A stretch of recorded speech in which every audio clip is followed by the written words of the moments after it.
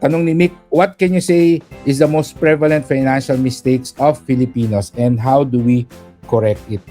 Ako, ang pinaka, I don't want to say na mistake na nakikita ko sa mga Pinoy, but yung lagi kong naririnig is ang hirap mag-ipon because meron assumption na kung kailangan ko mag-ipon, dapat malaki yung tinatago ko. So, it's wrong to assume na kailangan malaki yung nasa-save mo every month.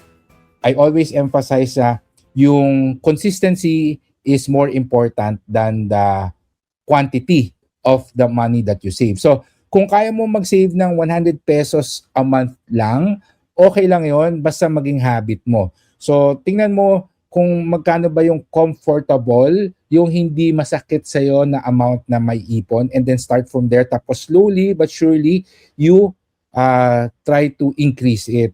Kung dati 100, siguro after 2-3 months, subukan natin 200 pesos, subukan natin 500 pesos. So, mararamdaman mo yan yung limit na ito, kaya ko pa to, pero pag tinaasan ko pa, medyo affected na yung budget ko or medyo masakit na. So, once na ma-reach mo yung threshold na yun, just stay there for a few months and you'll see, you'll appreciate na, nakakapag-save na ako, and hopefully that will motivate you to now find ways to earn extra income, racket, or even manage your debt. Ma-realize mo na yung utang ko, talagang masakit yung pagbabayad ng mga interest rates. So I have to really learn how to manage it so I can save more.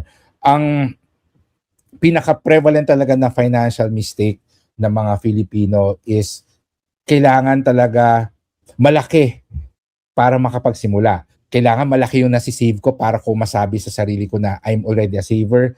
Kailangan meron akong malaking ipon para mag-start mag-invest. Diba? So, ngayon may mga investments that you can start with as low as 50 pesos. Yung Pag-ibig MP2, 500 pesos lang. And even yung mga time deposits sa mga digital banks, diba? Ano na yun at your comfortable amount na yung ina-allow nila, no? Sayang din yung high interest rates na ino-offer ng mga digital banks. So, may mga Pilipino, marami sa mga Pinoy na observe ko na hindi nagsisimula, ayaw magsimula or nag-hesitate magsimula to improve their personal finance because iniisip nila kailangan malaki kagad sa umpisa. Kailangan bongga kagad yung simula ako.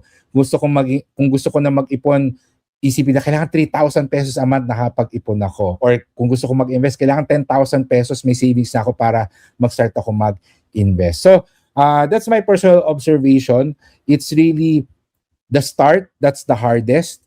But once you realize, once you understand that you don't have to have a lot to start, just take that baby step, you'll have more confidence and you'll be more inspired to do more. Learning the habit of saving, learning the habit of investing is what's important at the start. It doesn't matter how much you're saving or how much you're investing as long as you're doing it.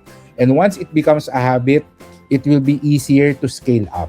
Okay? So, yan yung ating sagot sa question mo, Mick, and thank you very much sa tanong mo. Okay?